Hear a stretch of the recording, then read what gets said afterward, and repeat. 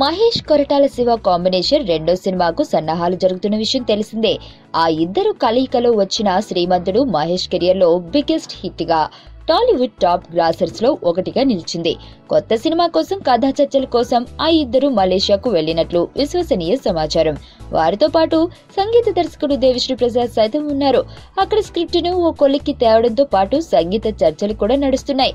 ప్రస్తుతం ఏఆర్ మురుగదాస్ దర్శకత్వంలో మహేష్ నటిస్తున్న సినిమా చివరి షెడ్యూల్ కు వచ్చింది. ఈ నెల 15 నుంచి పూణే, ముంబై, చెన్నై, హైదరాబాద్ లో మార్చి నెలాఖరు వరకు జరిగే షెడ్యూల్ తో టాకీపాట్ మొత్తం పూర్తి కానుంది. మిగిలి ఉండే 2 పాటల్ని మహేష్ నాయిక రకుల్ ప్రీత్ సింగ్ పై విదేశాల్లో తీస్తారు. అనంతరం ఏప్రిల్ నుంచి కొరటాల శివ దర్శకత్వం వహించే సినిమాల కోసం కాల్ షీట్లు కేటాయించారు మహేష్. ఇందులో నాయికగా పలువురి పేర్లు వినిపిస్తున్నాయి. వాటిలో తాజాగా వినిపిస్తున్న సమాచారం కీర్తి సురేష్ పేరు కూడా ఉన్నట్టు.